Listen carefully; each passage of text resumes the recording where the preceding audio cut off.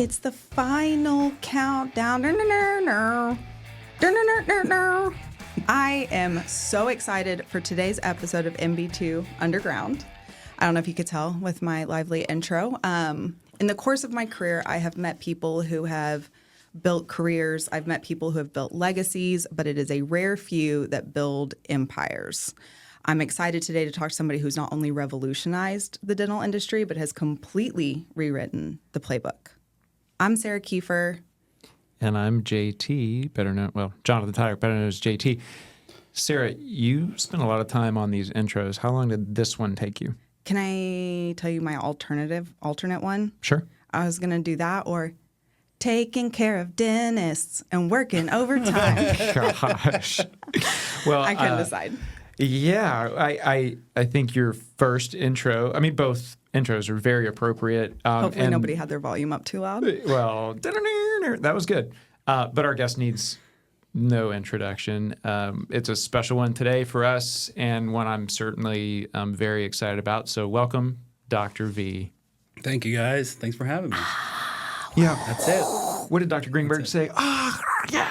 Yeah, that was the intro. Yeah. Thanks for joining us. Very generous introduction. Thank you. Which intro did you prefer? The final countdown was good. Okay, good. I'm glad we went with that. Well, okay, so I got to ask you this. Are you nervous? No. You got to sit here and talk to... No, you guys work for me, so you can't be that mean. You're right. Yes, if I can survive a Susan interview, I can survive Dr. V. we're all scared of Susan. So right. That's one person in this building that would intimidate me. Yeah.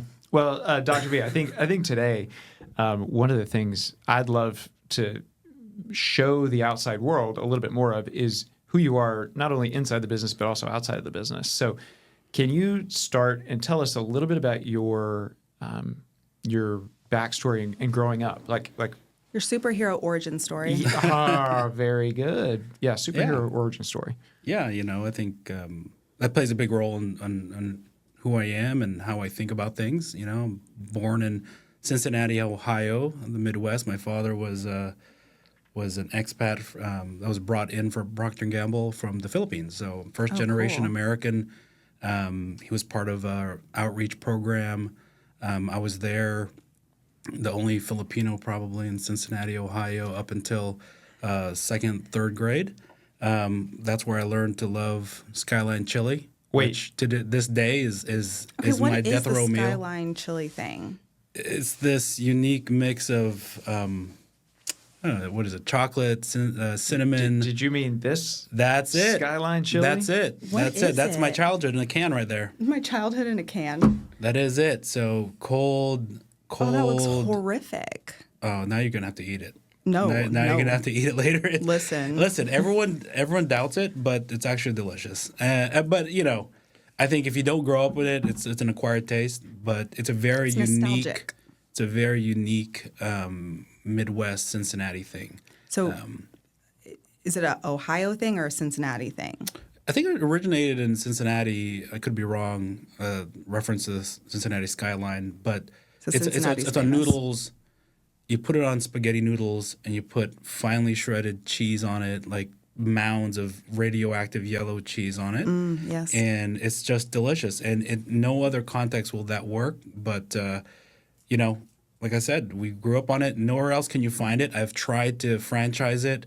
They have a strategy where you can't open one outside a certain radius from a previous one because they know it's an acquired taste. So dropping it into like a completely different market, people will think it's kind of gross. Yeah. So you really have to get accustomed to it and then enjoy it. And so for those of you out there that know Cincinnati and Skyline chili, you know what I'm talking about. But to this day, my family text thread is called Skyline chili. It's just a very unique flavor. And so in a can, out of can. Have you read the can? It says serving suggestions. Enjoy a 3-way, 4-way, 5-way, or a Skyline cheese coney. Yeah. Okay. Yeah. So it's very simple. It's a 3-way cheese, chili, and spaghetti. That's the way you do it. Right there. And so if there is ever a business development deal within driving distance to a Skyline chili, I will be there. So I was telling Sarah this morning, I thought Skyline might come up, which is why we have this lovely stuff in front of us. But I told her, I said, no, when I got here, we weren't in Ohio yet. And anytime we started talking with somebody, a prospective partner, your first question wasn't, are they a good partner fit? What's the practice look like? What are the EBITDAs? It was, how close is their practice to Skyline Chili? Yeah. I mean, anyone whose practice is within driving distance of Skyline Chili, you're getting a premium. That's just the way we roll. And every time the team knows, every time I land somewhere where there's Skyline Chili, that's where we're having lunch. And they take their Pepto, and it's actually a thing. In South Florida, they have a Skyline, and we're batting 1,000. Every time we eat Skyline, we close a deal. So, nice. I don't question the Skyline gods. That's the way it rolls. That's your business acumen right there. It is. I mean, I pattern recognition, right? Yep. So. Okay, so Skyline Chili In Cincinnati had a huge impact on Dr. B and still does today, along with Cincinnati. But tell us, after Cincinnati, what? Yeah, so my father was transferred to Caracas, Venezuela. I was in 3rd, 4th grade. It was, a very promising move. It was the pearl of Latin America at the time. I vividly remember it was like 24 bolivars to $1, thriving yet corrupt democracy, which now has devolved into a dictatorship. But, my formidable years were all in Caracas, Venezuela. I was there during the military coup during high school. Wow. I graduated high school there. I got to, I was still an outsider. I went to an American school, but I was able to witness, civil unrest and how fragile civil order is, which drives me to probably be a little always looking out for danger, as kind of a hypervigilant. Never too comfortable in where I sit. Probably has led to the way I run the business. Always, trying to figure out where threats are coming from. I'm a little bit of a doomsday prepper, waiting for civil unrest to come by. And do you have a bunker?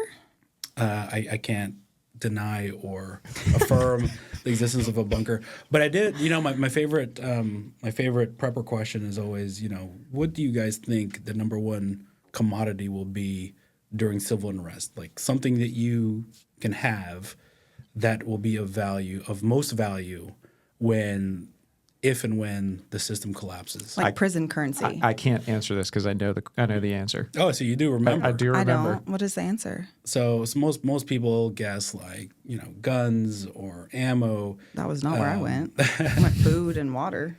Well, food you can get through guns, but right. It's actually my encouragement to people is actually cheap vodka. So it can be used as a propellant. It could be used as recreation. It could be used as an antiseptic. So for those of you listening, go out and get some cheap vodka. Even if you don't drink, I think it would be a good commodity to have during the chaotic times. Svedka's just going to be flying off the shelves. I was thinking more of like the big plastic handle bottles, the Tataka, or I don't know. But yeah. So I like. I don't get too comfortable. I do always believe that we are, one bad policy away from civil unrest, and so I tend to prepare for the chaos that could ensue. So I don't know how we got on that because I grew up in Venezuela. And I witnessed it. Yeah. I walked. I used to walk from a bus in school, and I remember seeing an unexploded missile or bomb or bazooka or something on the floor. I'm like, man, things can go crazy pretty quick. And it was a relatively stable country.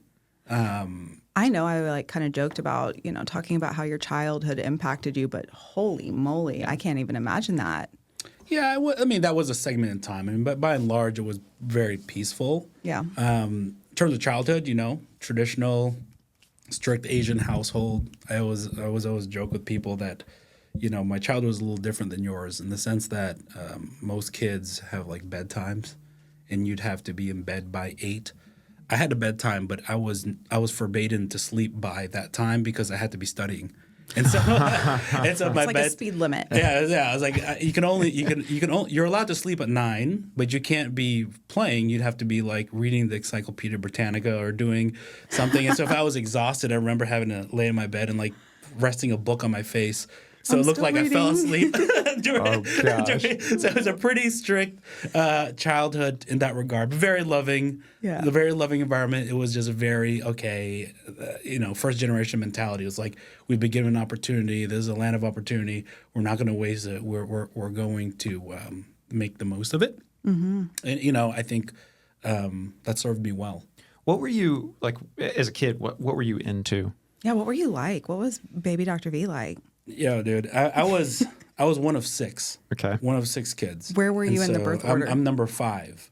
And so when you live with modest means in a family of 6, you learn real quick to be Scrappy? Scrappy, but also, just be happy that you're involved, But I was always a minority interest holder in my family. I was never like, I had everything. So part of the reason why I was very comfortable with our corporate structure. I was like, I've always have to earn my keep. And so I have a story that I always share with my kids and why I love dark chocolate, right? So you remember those bags of assorted chocolates at Mr. Goodbar or Crackle or whatever. Mm-hmm. Each bag had a handful of dark chocolate, special dark, that no one freaking ate. The worst. The worst one. Agree. But, I trained myself as a child to enjoy it because as the one of 6 kids and the 5th in the pack, I never got the Crackles. I never got the Mr. Goodbar. I got the special dark. The milk chocolate was a premium. Oh, gosh, yeah. So I teach my kids, like, sometimes if you can train yourself. You like, Pavloved yourself. Yeah. I trained myself to enjoy something that no one else had. So I think, that is part of being part of a big family and being on the younger side. And you just I'm just happy I got some chocolate, man. Like it could be worse. So I think that stems. I'm very grateful for everything that happens in my life and with the company. And I think it started when I was a kid. Like, I'm just happy to be here. I was literally quoting that in my head. Like, I'm just happy to be here. Yeah. I just want to be here. Yeah. What happened after Venezuela? Undergrad, University of Florida. So you went straight from Venezuela to Florida. Yep, University of Florida. My sisters had gone there or were there. I followed in their footsteps. Then by the skin of my teeth, made it into dental school at Nova. Why dental school? Because my girlfriend broke up with me. Ugh. And so She sounds horrible. I remember this like it was yesterday. I remember I had a microbiology degree, and I was always pre-med, and as most Asian children are expected to be pre-med. And I remember sitting there and my girlfriend broke up with me. I'm like, what the heck am I going to do with a microbiology degree? And I went to the Rights Union, which is like a student union. And I was like, okay, let's look this up. And I remember looking at dentistry. I'm like, oh, I can do teeth. I like that good enough. And they make a decent living. And I think I'm going to apply. And I remember applying to dental school on the spot. And being granted an interview, but I would have to not gain the results, but I had to take the DATs, which is a preparatory class. Okay. I walked to the testing center. I had no idea what was on the DATs. Like it could have been like U.S. history. I had no idea, and I sat in front of this black and green screen computer, like reading the instructions on what to do during the test, and I did pretty well. This was just cold? Like you just walked in cold? Or did you I study? made an appointment, and it was literally on my way to fly out to South Florida to interview for my dental school application, and I took the test on the way to the airport. Oh my gosh! And I took the test. I got the printout of my scores, and it was decent. And I just showed up for the interview. I just showed up. So I was like the 99th person to get accepted that year out of 100, and I got in, and I rock and rolled, man. Kind of crazy to think that ex really created the path towards where you're at now. Yeah. I mean, shout out. Everything happens for a reason. I mean, I could have been building rockets or something, but who knows? I think that was it was obviously a very important time in my life, and going down to Nova where I met my now beautiful wife. How did you guys meet? I was in. We're really good friends in school. She was in medical school down at Nova, and so we're on a mission trip. She was there to help people. I was there just to to take some time off clinic, and then we became really good friends. And then, came out to Dallas to follow her, realized that the dating pool wasn't all that great. You got out of the friend zone, it sounds and so like. I'm like, yeah, we got to try this out. And the rest is history. I think, I moved quickly, got married, moved to the suburbs and started having kids all within 12 months. So Wow. You're a very lucky man. She's a literal angel. Yeah. She's, in a lot of ways, the polar opposite of me, and in a lot of ways very similar to me, which I think is a healthy mix. Absolutely. So you said you guys got married, started having kids. How many kids do you have? 4 beautiful kids. 1 boy, 3 girls. Yeah. You really do have beautiful kids. Yeah. Like not in a creepy way, but like they're that. Y'all made some good looking kids. Thank you. No, they're gorgeous kids. They're now in 2 in middle school, 1 in high school, and man. Wow. Middle school girls are a beating. Like everyone warned me about it, but it's next level stuff.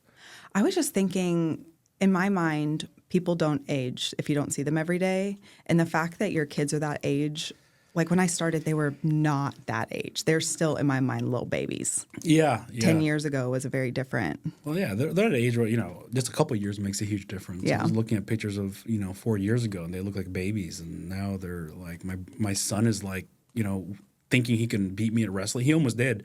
He's like bowing up to me. He's like, I think I could take you. Almost. I think I could take you. He's like, Dad, I think I could take you, but no tickling. I'm like, dude, tickling is part of it. Like, you can't tell me to wrestle you and not tickle.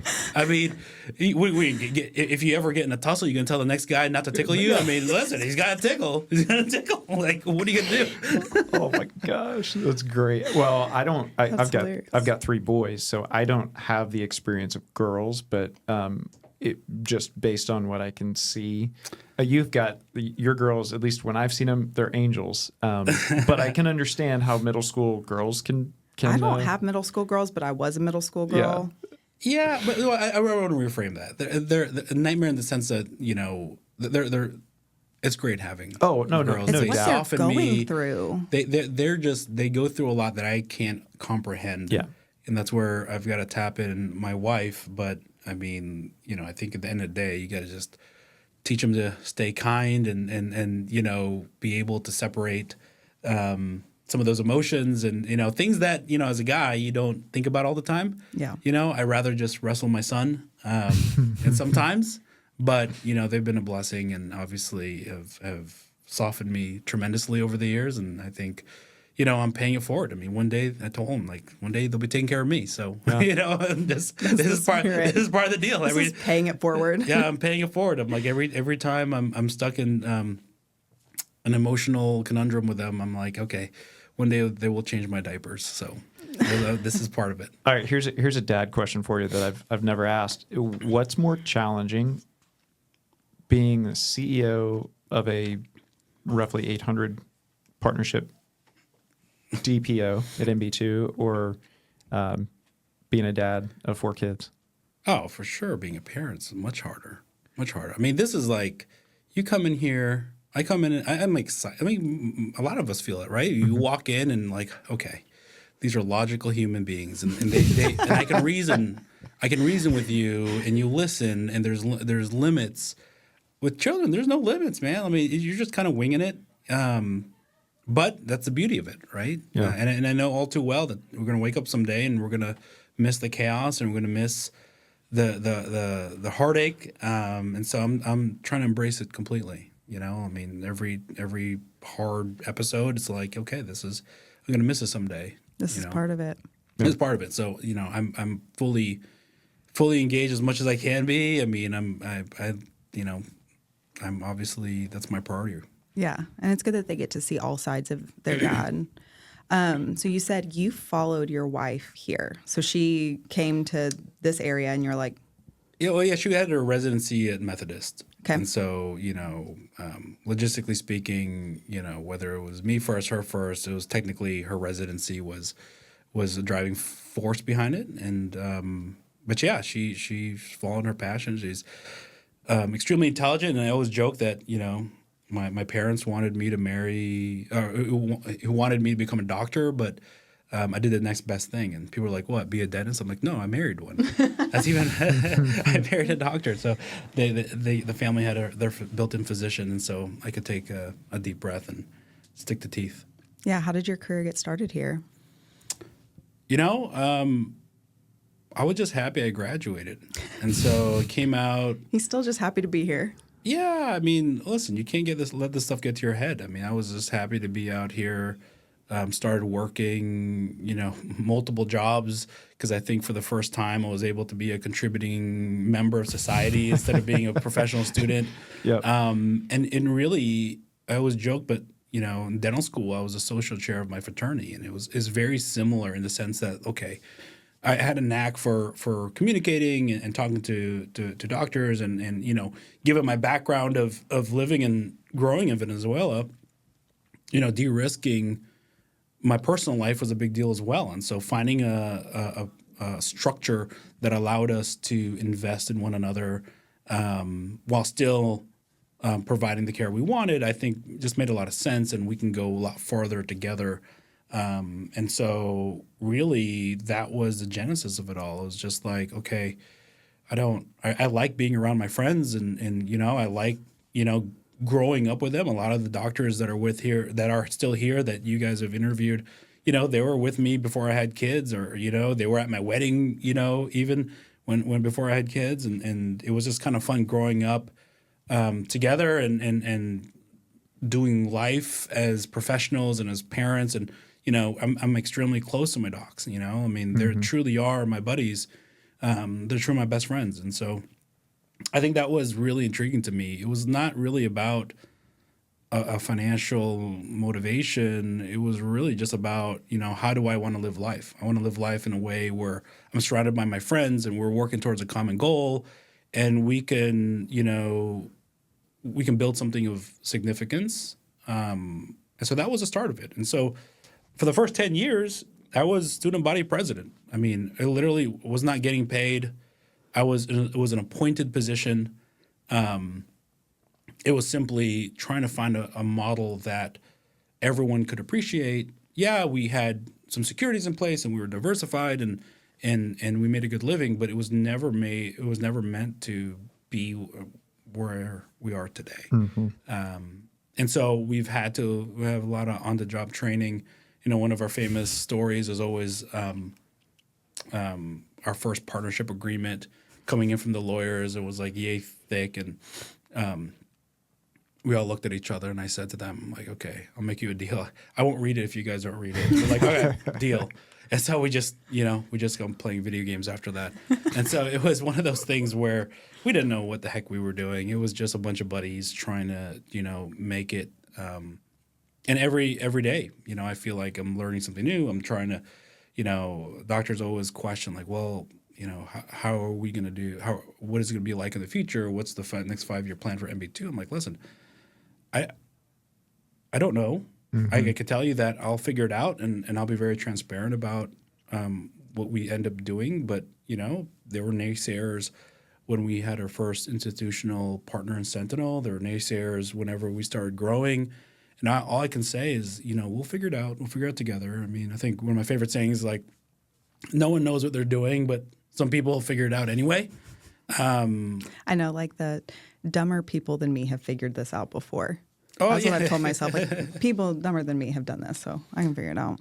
Yeah, a lot of people act like, what I've realized in this position is a lot of people act as though they have the answers, but no one has the answers. There's number one. Number two, there's a lot of right answers, right? And so there's a lot of right ways of doing things. And as long as you focus on what matters most, which in my opinion is the employees and the people who are working with you, then good things will happen, right? And so I'm less concerned about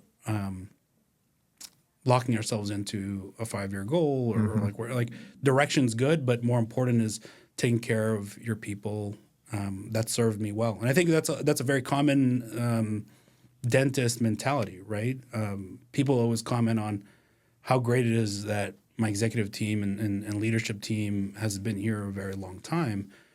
Traditionally, in companies of our size, there's a lot of churn, and every few years, people get promoted in and out. And you know, as a dentist, you're aspiring to keep the same office manager for your entire career. If you treat them right and they do a good job and you've invested time, money, and effort into this individual, it's a noble pursuit to try to keep them for their lifetime career. And so I aspire for the same for all of you and I like that for metaphor. all my executives, Yeah. right? I mean, I think that's a key to growth, is not having to go backwards and fix things. That's right. Well, and I feel like that foundation that you built at the very beginning removed ego in my mind from the start. Like, we hosted, as you know, MB2U. I think it was our first MB2U, which is our new owner event here for doctors who were previously associates. We have a doctor that had just taken ownership of one of our DFW practices that retold a story of one of the early practices was being built out in Lufkin, Texas, and something had gone down.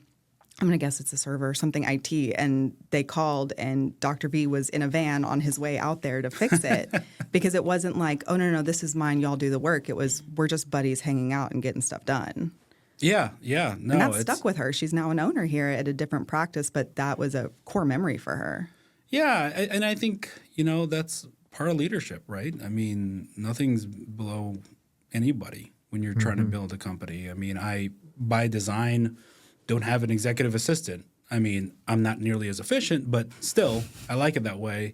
And I'm very accessible. Doctors text me, call me, DM me. I mean, it's just the way I like to run the organization. I like to keep it really flat. All of you know, I'm very accessible, and leadership is very accessible, and that's important to me. I think that, when you start creating divisions between departments or between levels, then, you just become that much more inefficient. And I analogize that to, even in dental practice, right? In the dental practice, if you have divisions between the front desk and the back desk, and division between, the service providers and more administrative tasks, I mean, you're just going to have a very trying time. And so you try to keep everyone on the same page, on the same team. I think everything I do today, there's analogs in my dental practice. And so business is not that unique in that regard. Yeah. One of the things that has always struck me about you as a leader, and, I was fortunate to come over to MB2 in 2019, is what you have said about, we will figure it out. Like, what does the future hold? I don't know, but we will figure it out. I've constantly seen that in practice since I got here. Actually, my very first, I won't say interaction with you because I sat and I interviewed with you, but the very first owner's dinner, we had a DFW owner's dinner at Three Forks, and I got sat next to you. This was probably 2 weeks in. And I was like, Did you still have that big beard? I did have a big beard. Or maybe that's when I shaved it and you were very Creeped out. confused. Yes. But I got sat next to you, Dr. V, and I'm like, okay, well, cool. I guess I'll talk to Dr. V because this is just going to be one of those, like, oh, we're all here having fun. And I mean, like, we all sat down at the table, and 30 seconds in, you stood up, and then it was like Dr. V holding court. And that was my first experience. No, it genuinely, like, that was my first experience sitting here saying, oh, like, this is different. And Dr. V's leading, and he is still very, very much here involved with the docs. He's not just a figurehead saying, hey, this is what we're going to do, and I've placed these people in positions to go do this. And I've constantly seen that throughout, my 6 years here. One of the things I think that you have this knack for, and I'm curious where you've developed it, but you always seem to stay ahead of things. And maybe it goes back to Venezuela, but where did you get, or what would you credit, like, your business savvy, like the development of that? Where's that come from? Yeah. I think naturally my father was a lawyer. I got some of my business acumen there, but I think as a leader in general, there's really two roles I play. One of them is coaching employees, making sure they perform well, and that's very similar. I read an analogy. It's very similar to parenthood, right? I mean, in parenting, your job is to protect your children, give them an environment where they feel safe, and then they perform to the best of their ability. And you're there to coach them if they make mistakes, but ultimately you're there to keep coaching them up. I feel the same way about employees. Like, you're tasked to provide them a safe environment so that they can perform. Like, you guys aren't worried about getting fired, or there's no inner company politics where people are jousting for positions, and that company's in a healthy position, and that is why we perform. We're not sitting here stressed out about our personal lives, or about our professional lives, so that we can do the best work we can. And so it's really that simple. That's one part of it. The other part of being a leader and being the CEO is just identifying threats. I think we're constantly looking for, okay, things are great today, but what could potentially challenge us in the future? And that's what I constantly do. And that's why I have my strategy sessions with the leadership team every Monday is primarily to talk about, flash reporting on how we've done or how we're doing for the week or the month or the year. But more importantly, okay, what challenges are ahead of us so that we can stay ahead of it? And I have the luxury of, throwing off some crazy ideas, and and some of them stick and some of them don't. I mean, the one I remember vividly was like 5 years ago. I was like, I had watched some Netflix documentary, and I was like, guys, that's it. We're accepting Bitcoin. That's what we're doing. Yes. And they're like, "Are you crazy, V?" And that's one that didn't stick. And I tell the team every day, like, if you guys just listen to me, I mean, we would have been all retired. We'd been all retired by now if we all just accepted Bitcoin, 5-6 years ago. But I think that's very natural for me to like try to identify threats. Everyone should practice that. My question to a lot of leadership is like, what are the top 2-3 things that if it went wrong, we'd be in a bind, and how do we prepare for that today? And I think the big one for me today is like cybersecurity. I mean, that stuff is really scary. It keeps me up at night, and we're investing a ton of resources in preventing any of that. Obviously, some of our peers in the space have failed to protect themselves, and it's had lasting impact on their business. So it's really thinking about what could really impact the business, and prioritizing that. In terms of opportunity, to improve the business, I think something that, here's a funny story is, my wife always thought I was wired differently. She's like, yeah, you think differently than everyone else. And then, as my son was growing up, I think he was in like elementary school, he was like diagnosed with dyslexia. And I was reading up on it, I'm like, that's exactly what I have. I mean, so my wife thinking, I was like, I had a beautiful mind. I was like, no, I'm just dyslexic. That's all basically, we're just wired a little bit differently. We think about things very differently. We create analogs very distinctly. That's the good side of being dyslexic, is like you can draw connections to ideas very, very well. The downside is obviously dyslexia, yes. The dyslexia itself.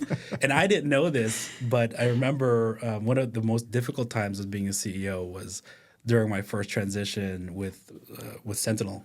And they have this big meeting with their investors, and their portfolio company CEOs come up there and they talk about their business that they just bought. And it wasn't, normally I just think about what I want to say. I say it, it comes out well, it was very natural. But they're very rote, so they like wrote down what I should say, and I'm just like, I can't read like on the fly. And I literally was standing there in this sea of suits. I mean, it was a massive auditorium, and they gave me my piece of paper, and it was like reading to a kindergarten. I was like, hi, my name, I just imagine this little red ball. My name is Chris Villanueva. I was like, this is awful. Where you've got the ruler underneath it to keep your place. Oh my gosh. Yeah, that was an awful way to realize, for them to realize that I'm wildly dyslexic.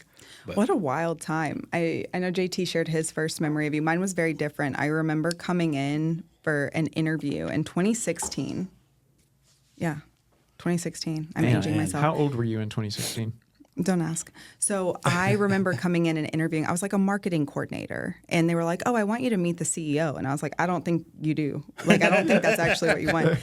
And they took me into Dr. V's office, and it was Dr. V, Justin Puckett, and Justin Carroll. And I thought, one, why are they talking to me like I'm a peon? Like, I'm just like, oh, hi. And two, these guys are young. Like, I don't know why that sticks out in my head, but like, they're not that much, and I'm just a girl. Like, this is insane. And it was cool to watch, like, the dynamic change in there, and then getting to a point of a recapitalization event in a year. Like, it's weird to think. Wild. We crossed that threshold, and it was, I remember being 6:30 p.m. on whatever day it was, and there weren't that many people in the office, and there was a bottle of champagne popped and red Solo cups, and like 6 of us in the office cheersing, and I just was the only one there that day at that time. But it's crazy to think about in a year. The first thing I thought was, man, these guys are young too. Oh, they just went through a private equity event. Like, that's big time stuff. Yeah. Yeah. You've talked and referenced the exec team a lot. One of the things I think super cool, and it should be shouted from the rooftops, is that you basically handpicked the executives and they've stuck by your side. Like, what was that experience like? I know going from for those that don't know, it was kind of like a family owned and operated business between you and the partners. You had a lot of family, serving roles.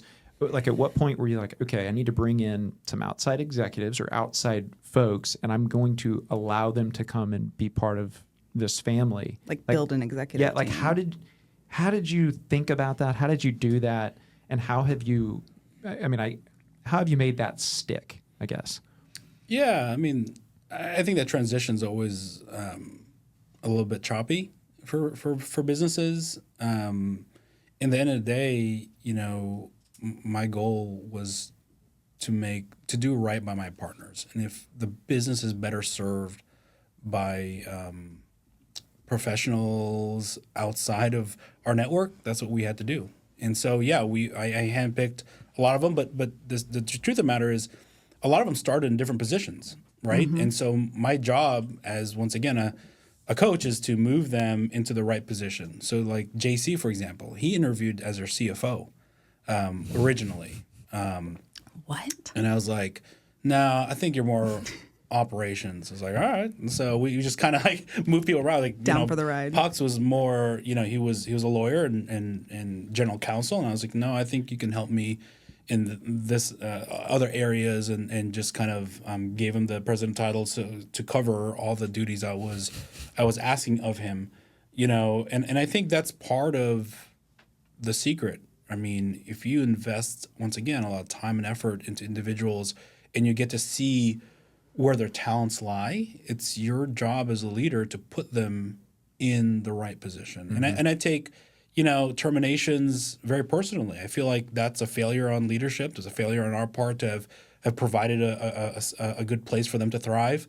And so we try to avoid that at all costs. I mean, it's inevitable, but ultimately, if you start from a point of where you've been tasked to lead this individual and give them as much opportunity as possible, really the sky's the limit. I mean, from a marketing coordinator to leadership position you're in today, Sarah. I mean, that's a huge jump. I mean, and quite frankly, I have to believe that, because look at me. I mean, I'm a dentist, and I make no excuses. I'm a dentist. I still view myself as thinking like a dentist. I'm not going to pretend to be anything other than a dentist, but I have a unique skill set that allows me to bridge the gap between the business realm and kind of the dental world. And that's kind of what position I've been put in. And so I think that's part of the artistry of building a large company is, identifying positions for people and moving in the right direction, and then convincing them that that's the right direction they should be moving in, right? I mean, you can have all the right answers, but if you can't get people to follow you, then all's for naught. That is an interesting perspective, because I was thinking about my experience. We just talked about this a couple of weeks ago. You're like, I feel like you're all grown up now. Like you are just a kid when you came in here, but getting people to trust you to help guide them where they need to go. I remember sitting with Susan twice. Okay, I need you to come to integration. Okay, I need you to do owner transitions. Integration was a harder sell because I didn't know what I was doing. And then owner transitions, I was like, cool. Like, I'm just happy to be here. I'm along for the ride. If this is where I need to be and this is where my value is, easy. But that trust was built and curated to be able to just say, okay, this is my seat on the bus now. Yeah, and hopefully you felt safe in that transition. It's not like we're throwing you to the wolves. It's like, we'll help you. And so I think, all too often people just try to find talent outside that somehow can fill their need. I've found that we know people really well in this organization, and we have a good handle on what they can contribute, where they can contribute, and how they can contribute. I'm not burdened with preconceived notions of titles of previous. I mean, quite frankly, I've interviewed plenty of executive levels from within dental and outside dental, and they just wouldn't be a good fit for the organization. And so regardless of what the title is, it means nothing to me. Same with their education. I mean, some of them very prestigious schools, like, doesn't mean anything to me. It's just one of those things where tell me, where your skills are, tell me where your passion lay, and we can try to find a home for you. And all too often, like if I meet someone that I just get a knack for what drives them, I'll hire them without a title. I'm like, we'll figure it out. I mean, we got a couple in our, I've seen that in our building now. Yes. We have a couple in our building now. It's like, I don't know what you're gonna do, but it's gonna be great. And you gotta trust me on this because I have a knack for reading people. So as what I'm going to call the longest tenured and certainly most continuous management team, executive team, you've trusted Puckett, JC, Jackson, Jake, Susan, Jeff, and Clint. Are you ever able to turn it off? Are you ever able to like step back and say, okay, I'm gonna just take a break, turn my brain off, and allow the team either to do what they need to do, or I'm just going to let my brain refresh? Like, are you ever able to turn it off, or is it always on? Simpler said, is it a blend or is it a balance? Yeah. In some ways, you're never, it's never off, right? I mean, obviously over the years, I've been able to ease up a little bit. I mean, I used to be, it would be difficult for me to trust anyone for the longest time. And now, I can take great vacations, and I spend much of my summer in California, knowing that that everything's being handled here. That has taken time, but they've also grown as individuals to be able to manage it. So I have complete confidence in their ability to manage the day to day. But when it comes to strategy and direction, that's never something you turn off. And I'm probably, I use that line a lot. I went through this a pretty major house remodel, and I'm very persnickety, and I'm very like, that's not right, or that could not be right in the future. And I was like, and my builder was always like, man, you're the first client that's like so forward thinking in like what the issues could be. I'm like, well, the same skill that had gotten me to a point where I can afford this remodel is the same skill that you're experiencing now. So like, I can't turn it off. Like, you can't be I use that same line on my wife. Like, it's like, you can't be the beneficiary of my crazy and then complain when I'm using my crazy that it's not in your favor. Like, it just is what it is. But it's one of those things. I mean, MB2 is my life. I mean, MB2 is my, it's synonymous with who I am. It's a outward manifestation of my values and my thought, just like a dental practice is the outward manifestation of a dentist's values and thought. So, that's why this building is the way it is. That's why it's structured the way it is. That's why, reporting is the way it is. That's the way I want it to be. And I think you can't really walk away from that, So it's intrinsically in my life, and I would have it no other way. Well, and getting to a point where you have people you can trust with the details frees you up for that more creative, strategic thinking, and always being in a big picture mindset to see what threats could be coming next and where do we need to go.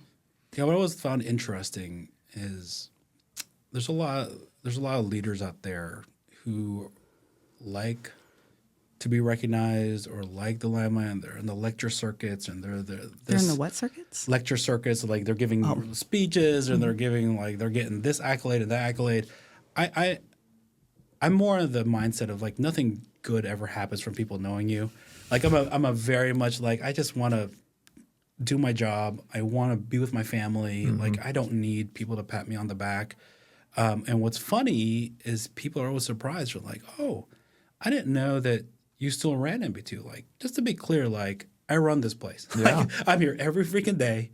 I'm at most of the business development events. I don't know how else to say it other than, I just don't like being on the front page because the honest to God truth is it's not really about me. It's about the people who are making it happen. And so if I can play a role in mentoring people, that's all I really care about. And people ask me that all the time, like, what motivates you? I just, I tell doctors, like, I just want someday you look back and be like, I was really glad I met that Filipino kid. My life is a little bit better for it. And that's how I self-actualize. Well, and to your point, if you're in the quote unquote limelight more, that's where your direction ends up and you're less able to be engaged with the business itself. Getting out of that mentality, I think, allows you to be more involved, even if people don't always see that because it's not plastered everywhere. Yeah, I just think those are empty accolades in many ways. It's very, just to drive your point home, like it is very apparent in this organization because we have competitors that made what their business is about them and not about the dentist. And the first thing you said when I walked through the door was, hey, you need to remember the reason you have a job is because of our partners. And if you're not serving our partners, you don't need to be here.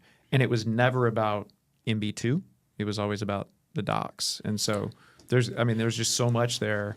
Yeah, it's sometimes it's often overlooked, right? Think about it. Everything we do here, whether it's the rent in this building, our salaries, purchasing this equipment, somehow stem from a procedure that was delivered by a dentist. Whoa. Think about it, right? And so the rest is financial engineering and all that, but in the core of That's pretty dope. it's kind of crazy, right? And so I'm very aware of that. And so, my loyalties are with my partners. Like, I'm very well aware of that. And so as their true partner in advocating for them at the corporate level, I want to be very clear to every investor that at the end of the day, we are a service organization that provides great clinical care and everything else is secondary. I took it so far. I remember when Sentinel invested, I invited them to our mission trip in Jamaica. And, Paul, I love that guy. He said, oh, he's an ex-military guy. He's like, oh, yeah, I'll go with you. I was like, all right, Paul, come on by. Get out here. He flew down to Jamaica. And I vividly remember in this abandoned church, he was like, sweating profusely. And he was wearing gloves that were 2 sizes too big. And he was like all shaky hands while I was doing my surgery. And I could just see him like more like there's blood everywhere. And I was like, I leaned over to him like, hey, Paul, half this population has HIV. He's like, I'm out. He rips his gloves off. He runs outside. And I followed him after my procedure. I'm like, that is why you will never tell us to do more dentistry. You want more dentistry, you do it, Paul. He's like, I'll never tell you guys. I'll never tell you guys what to do. And you're like, this is how we settled into our partnership. That's how the investors need to understand that, right? In the end of the day, this is all about providing quality care and everything else is secondary. And that's what separates us from other groups. I think other groups somehow think that, I don't know, clinicians are a necessary evil or there's just no, dude, like that's our business. That's what we do. And you can't sit in your ivory tower and tell people what to do. Like you got to get your hands dirty. You got to go in there and you got to, whether it's my first office is running Cat5 cable through the ceiling grids or I remember, we had this thing early on with the doctors, if there was a doctor that just refused to do hygiene, just would not touch it because they were a doctor, we would take turns going to the office and cleaning the toilets as the owners.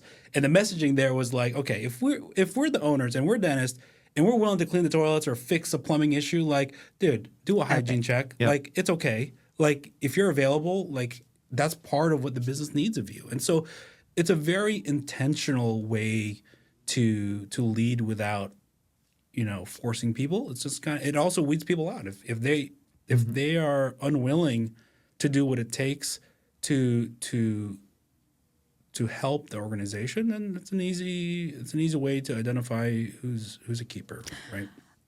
Okay, going back to the earlier times, another core memory I had, and don't fire me for this, was I remember when the DPO terminology got coined, and I remember I didn't come from dental, so I didn't really understand DSO or like the impact. And I remember my colleague Lindsay being like, okay, Dr. V wants to rename us and we're going to be a dental partnership organization. We're a DPO. And I remember going, you can't just make that up. Like, you can't just like make up new terms for your business.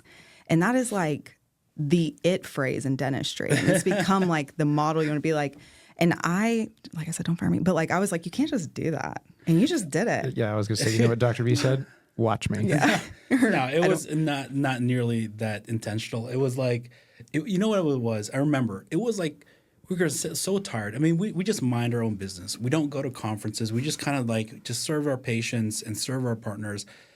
And then we created a website. And we were so tired of these groups just literally cutting and pasting our website. It was so blatantly obvious. Like, would it even change? Still had an MB2 Dental Dental in didn't it. have ChatGPT to run it through to at least paraphrase. It was like literally, I was like, these punks, man. So we were sitting around like, okay, let's do something fun. Let's rename DPO. If we're a nobody, which we always think we're a nobody, then who cares? We just named it.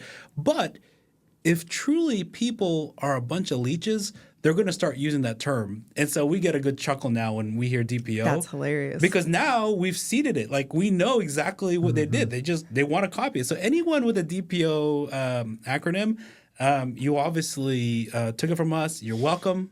I hope you guys are doing it right. I hope you're enjoying our website. I hope you're enjoying our marketing material. But come on, dude. Like, come up with your own stuff. Like, for at the end of the day, that's what it was. It was just a funny thing. That's hilarious. I remember, one of the doctors, like, gifted me something that had it etched in it, like the first DPO, as evidence. So when it ever came out that, no, they didn't come up with it, I'm like, bro, look, I have the picture. It's like, holding up a newspaper, like, you see? I coined it way back when. But yeah, completely fabricated. Didn't, like, no intention other than we just wanted to identify who the non-original copycats are, but gotcha. Gotcha for Now we sure. gotcha. I mean, I was at a wedding a few weeks ago and I met a dentist who told me I am stealing the MB2 model, building de novos, putting associates into ownership roles, going and doing it again and learning a lot. And I was like, oh, dang, joking around, people wanting to like steal the term DPO, but people have seen so much value in what you've built that they're still, we're how many years old now? And people are still like at ground zero, ready to rock and roll. No, and just to be clear, very flattering. Like, I want them to succeed. It's not that we don't. And I always encourage them to call me, and I'm willing to help them. And I do all the time, actually. So it was just more like the naysayers who then copy our marketing material. I'm like, come on, dude, that's kind of annoying. But it's been a funny progression, to see it evolve. In the end of the day, I think the space is littered with different characters, and it was just a fun way for us to tease them. I have one more question about the early days, if that's okay. Go for it, sure. So I find it very interesting that as you were building MB2, you were also starting a family. Like, you were kind of raising your business and your kids simultaneously. How was that experience for you and with your physician wife, like going through and kind of, raising your babies together? Yeah, man. I don't think it's any different than families today where it's just the family part alone is challenging, right? Yeah. I've been, once again, very blessed to have Carol by my side who did the brunt of the child raising, and I always say like I'm the CEO of my company, you're the CEO of the household, and the division of labor worked extremely well. But what made it easier is actually our model. Like I said, like, my partners are my best friends. On my 40th, some years back, they were the ones that went to Dubai with me. Some of the execs went to Dubai. These are my buddies, and so they're also the ones that put your face on a shirt. They are. They're the ones. For your 40th. We have so many hilarious memories that we talk about. But still, our story is just beginning. And I continually meet great doctors to this day. Our Hawaii doctor that we partnered with just last month, we happened to be in Seoul, Korea 2 weeks ago, and they're from Korea, and they happened to overlap a day and a half. Oh, no kidding. Wait, really? We met up, and they showed me my family, Seoul, Korea, for 48 hours straight, and just took me to all the spots. And it was like, I've known him literally only for a few months, but I feel like we were best friends. because we're cut from the same cloth and we have the same values, and we're like we just had our kids were playing together. I mean, that's what I love about the company is that every time we have an event, every doctor says the same thing. It's like, oh man, there's so many like-minded people. I mean, yeah, that's what we want. Yes. Like, I think that's a luxury you achieve when you're not governed by just budgets and returns. I mean, those are important. But for me, on a personal level, just picking partners that I want to be in business with, that I want, hopefully, their professional and personal lives to benefit from their association with me, to benefit from, that means a lot to me. That's what drives me. So I'm like, okay, I got to do right by him. That's why I'll fly out to have dinners with doctors on holidays, because 800 partners are counting on me to do that. And I know that they are in the office busting their hump, staying late and foregoing, kids' events by seeing patients. And the least I can do is do whatever it takes to grow the business and to continue to create value for them.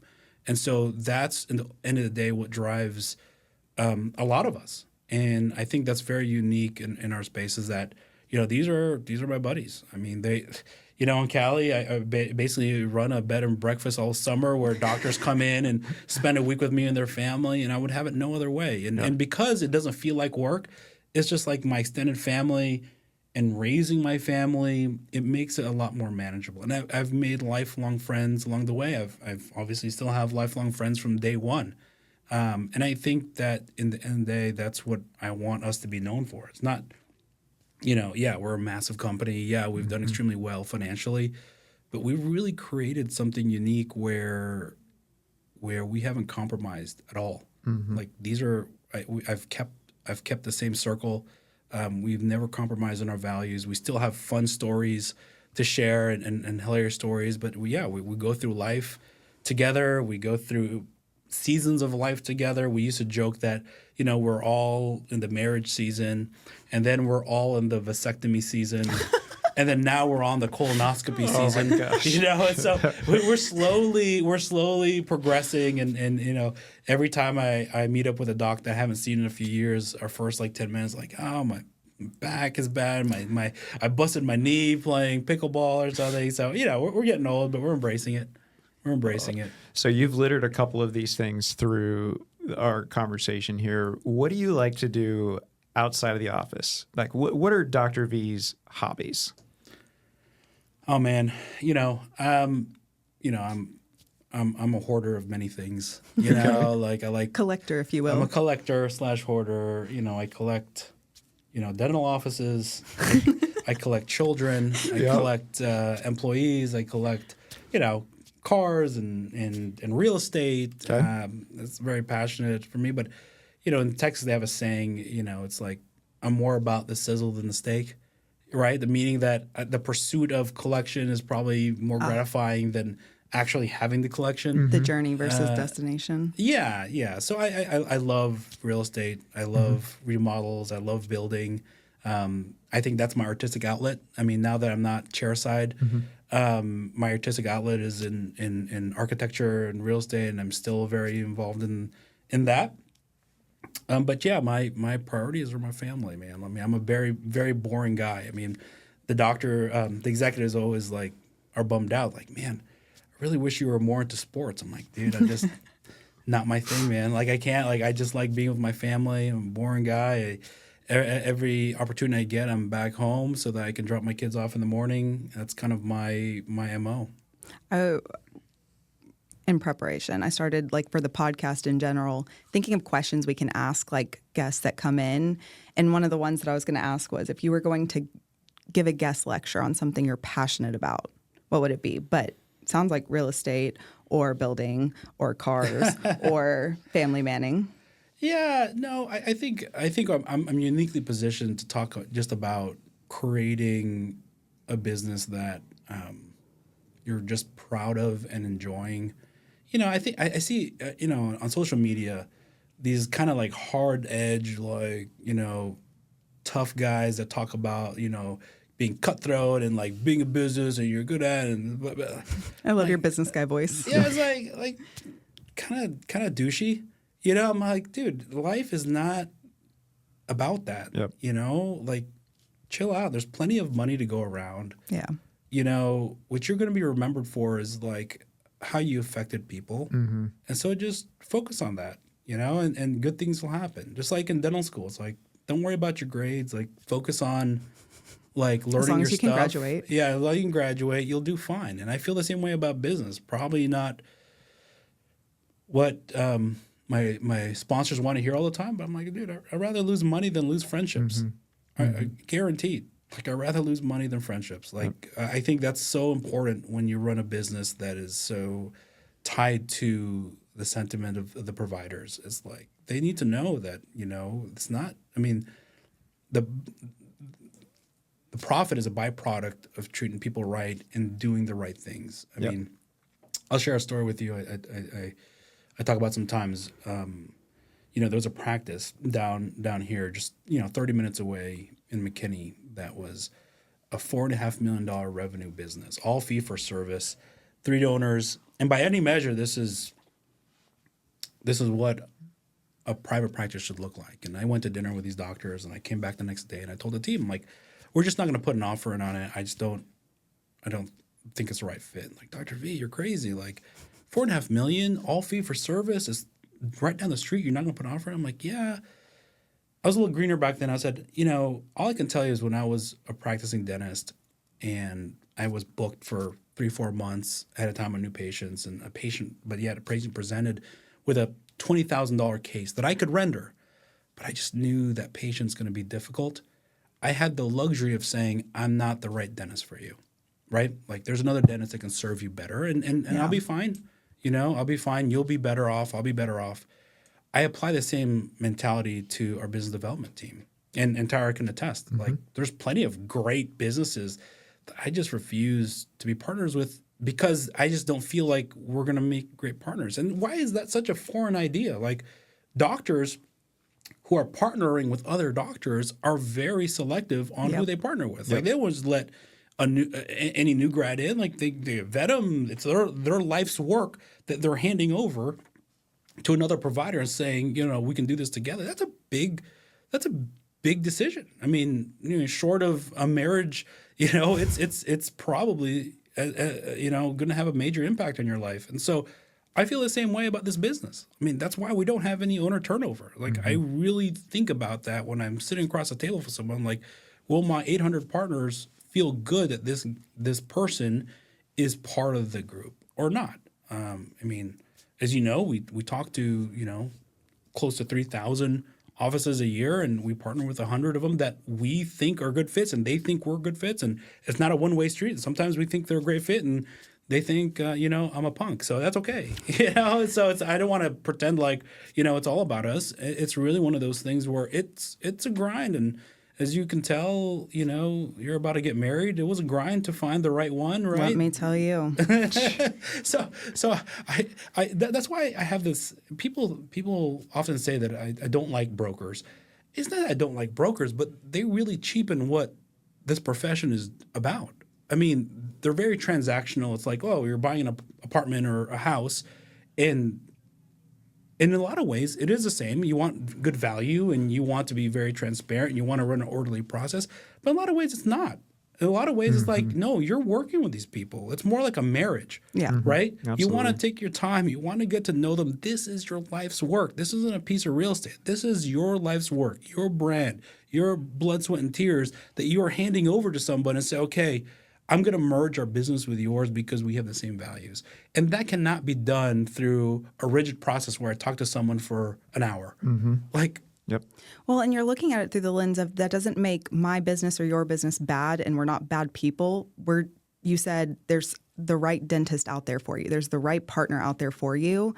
It's not saying that there's a problem on either side. We're just not a good fit. Whereas I feel like sometimes the broker process can feel like they're trying to force a fit, and you're like, this is the point. The point is organic partnership, value alignment, not like, okay, but this one's a little off. Let's just see how we can fit it in. yeah, I mean, you know, the accusation from brokers is often like, well, you deal with the group directly, you're not going to get the most value, you know, financially. Well, the counter argument to that is, you're all you care about is the financial outcome. You don't care what happens after the transaction. And so, my advice to doctors, like, you can get plenty of advisors out there who aren't biased by simply the financials. I mean, you got to get to a point where you recognize, like, no amount of money will compensate you for a miserable day-to-day life. No amount of money can buy your happiness or your legacy. So let's be very clear. Like, if you want a successful, happy life, like, stick with finding the right partner and then figuring out, okay, does this make sense financially? Is this? But doing it inversely, I think, cheapens the profession. I think it cheapens what we set forth to do as clinicians. And so I think twice about that. And by the by, we pay the same amount with or without a broker. So that's objectively the truth. And so it doesn't really matter to us. Yeah. Yeah, there's, the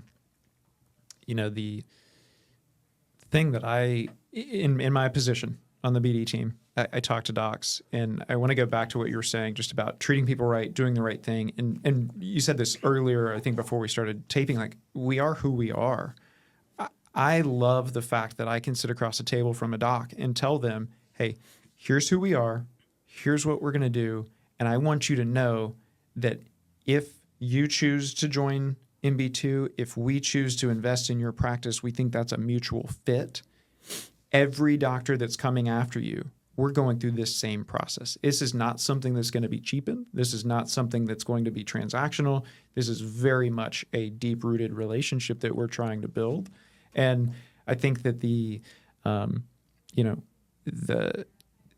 that can be rooted out very quickly in those conversations is if somebody's on that same page, or they are just chasing a dollar sign, which I always tell them, dollars will make you happy for a very short period of time, but you're going to be sorely disappointed in anything that you do unless you are completely checking out 100%. And it's certainly giving up your legacy at that point because you don't have that control. Yeah, I mean, and nothing against people who want to retire. I mean, that's your goal, then great. I have my commentary around how that affects our beloved profession. I think we've embraced a model that emulates what we've been doing for decades as dentists. Passing it on, having mentorship, picking your successor, servicing your community. These are all core tenets of why we became dentists and why we love private practice. And we've preserved all that. But in the second you start belittling it to just a financial transaction, we're on the path of our medical brethren. Yep. I mean, you look at what happened to primary care doctors, for example. I mean, you want to do a 15-minute clin check because we failed to establish our values early on as providers. I mean, that could be happening. So a lot of people who are against DSOs or group practice, I tend to agree with a lot of them. I'm like, yeah, exactly. But that's why I made this. Yep. But then you wake up and then they accuse you of being a corporate.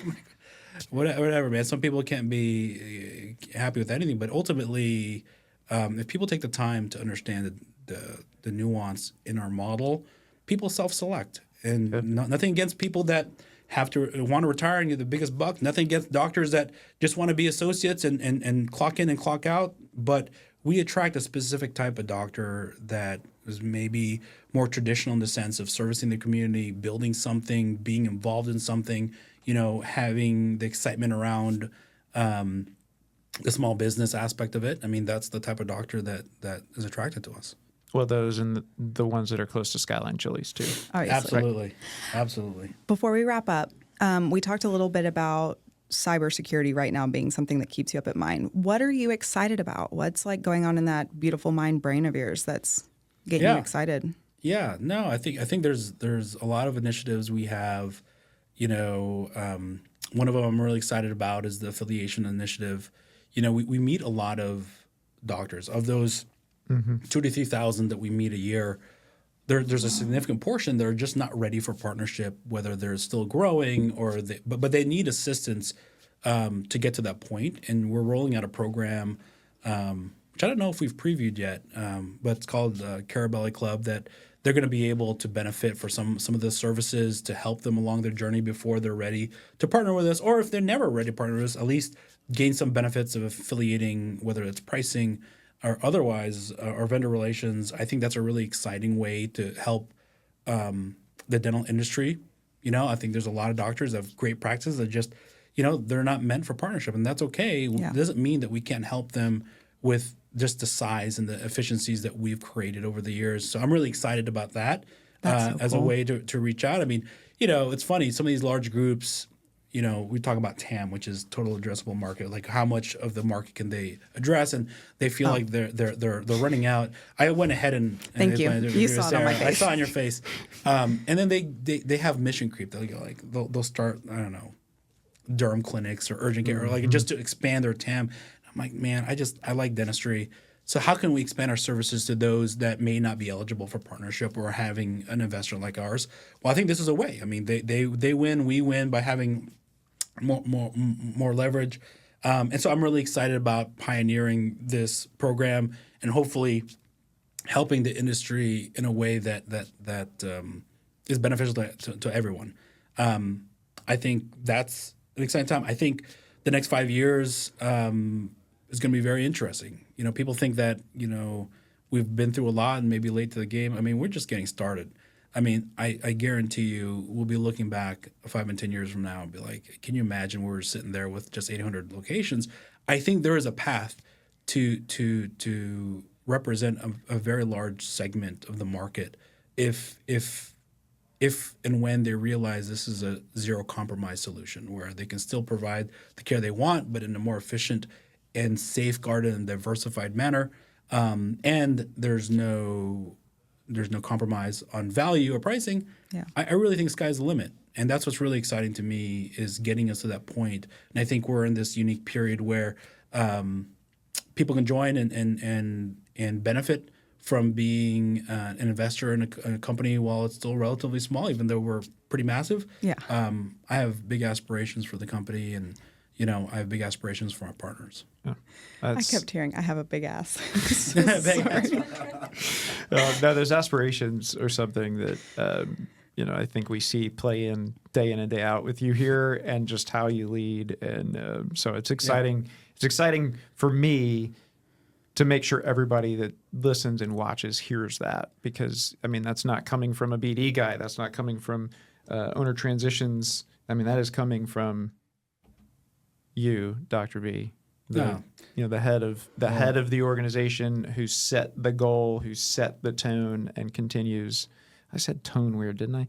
Set the tone and continues to lead from the front. No, thank you. You guys are doing a great job. I appreciate you running the podcast. It's really great to listen to.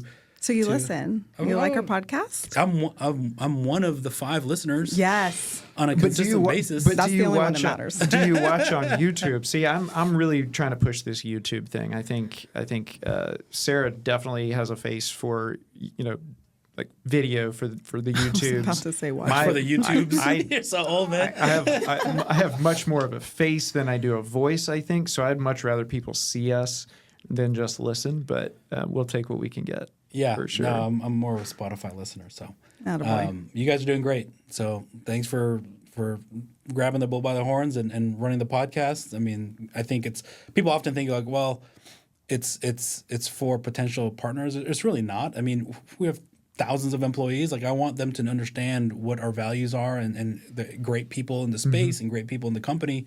And you guys are doing a great job representing that. So thank you. Appreciate that. We had somebody come in that said that because they were physically here for something, they were like, the tone of the podcast perfectly mirrors the tone of this building. Like being around here doesn't feel like we're all just like stuffy and like asking specific questions. We're all just happy to be here.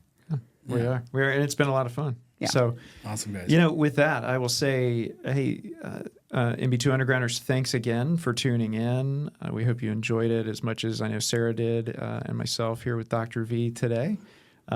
Leave us some comments of who you would like to see on the podcast. I know Dr. V is a tough act to follow, but hey, we're always up for new ideas. So that said, we'll see you guys next time. See ya. Later.